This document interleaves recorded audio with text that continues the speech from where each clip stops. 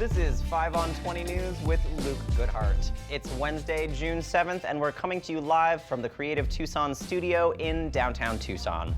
First, let's talk local headlines. In an interview with KTAR Radio, Arizona Representative Andy Biggs wondered why the U.S. isn't getting ready for war with ISIS. Biggs said that the threat of ISIS is real and going to war should be an easy decision, but says that the U.S. prevents this because they refer to ISIS as a terror group. He said that other countries refer to the group as a nation-state, which makes it less complicated to declare war.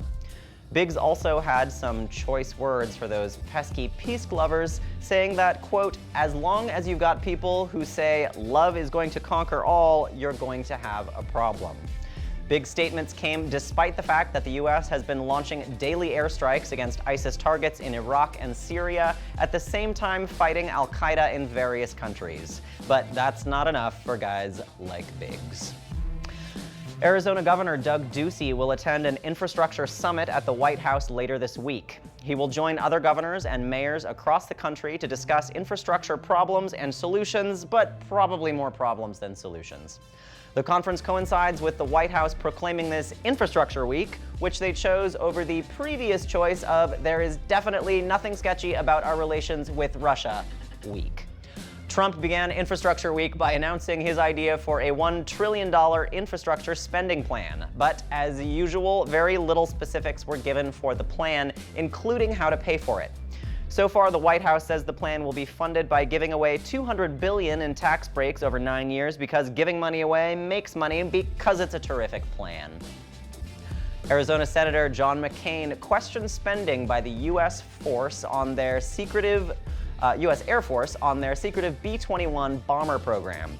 McCain asked whether the American people deserve to know where $2 billion in research has gone, then was met with shaking heads in the audience. Air Force Secretary Heather Wilson said the program has been open and provided information to the government when it was requested. But McCain says this wasn't true and the American people needed to know where their money was going. The B-21 is being developed by defense contractor Northrop Grumman and would replace the B-1 Lancer by 2025. Pima County and the city of Tucson both voted to approve an official resolution that opposes the big, beautiful border wall. Tucson City Council voted 6-0 in favor, but included a few changes in the wording of the resolution, adding a call for the city to divest itself financially from any company that profits from the construction of the border wall. Tucson joins Pima County and the Tohono O'odham Nation in officially opposing the wall. The county version only went so far as to, quote, denounce the wall, but stopped short of divestment. And now in national and international news, Donald Trump's charity foundation reportedly funneled $100,000 through donations meant for St. Jude's Children's Research Hospital, according to a report by Forbes. Eric Trump ran a golf tournament for 10 years where he was able to raise the $100,000. But instead of giving it away, he funneled the money back into the golf course, paying for expenses from the tournament. In addition to the $100,000, $500,000 from the tournaments were given to other charities, many being connected with Trump family members, and 4 that used the Trump golf course for charity events. According to Forbes, Donald Trump gave orders for Eric to begin billing the charity for hundreds of thousands of dollars. If this turns out to be true, this violates both a New York state law and a federal law against self-dealing and misleading donors. It's almost as if Eric was jealous that everyone else got sued and he needed to get in on it himself. The Trump administration has warned that they may pull out of the UN Human Rights Council because they claim that it displays anti-Israel bias and ignores violations in other countries. Nikki Haley, U.S. Ambassador to the United Nations, told the council in a speech that the administration is looking carefully at the decision to participate. She cited the lack of resolutions regarding conflicts in Venezuela, despite there being 5 resolutions against Israel in the same span of time, as evidence of anti-Israel bias. She also called out countries involved in the council that commit human rights abuses, such as Saudi Arabia, Cuba, Burundi, and China.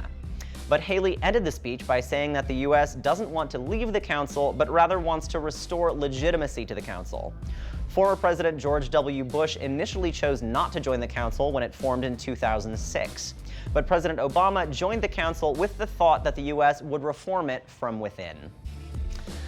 Private toll operators are launching a massive lobbying campaign as the Trump administration works out the details of a $1 trillion spending plan. While specifics have not been mentioned, the lobby hopes that Trump will loosen restrictions on highways to be able to privatize their toll collections. The Trump administration has said that the plan will involve so-called asset recycling, where they will seek spending money by leasing the operations of public property to private companies. The three biggest for-profit toll booth operators, Transurban, Sintra, and TransCore, have all deployed lobbyists to Washington in anticipation of the plan's release. Transurban has been accused of price gouging in the past, with one driver claiming he was charged over $3,000 for unpaid tolls, fees, and fines after the company refused his initial payment of $104 for a missed toll payment. The Washington Post also claims that the company jacked up its toll rates to $30 during a snowstorm. When former Indiana Governor Mitch Daniels leased the state's toll operations to investors, the prices were hiked from $4.68 to $8, with semi-trailers paying double. China and California signed a deal yesterday to work together on reducing emissions, despite the Trump administration's decision to pull out of the Paris Climate Agreement. California Governor Jerry Brown said that his state, China, and Europe will have to fill in the gap left by the federal government's failure to lead on the issue. In the agreement, Brown and Chinese President Xi Jinping pledged to expand trade between the two with an emphasis on green technologies. Much like the Paris Agreement, the deals are non-binding, meaning that either actor can pull out at any time. The deal calls for investments in low-carbon energy sources, cooperation on climate research, and the support for cleaner technologies. There are no specific emissions targets in this particular deal.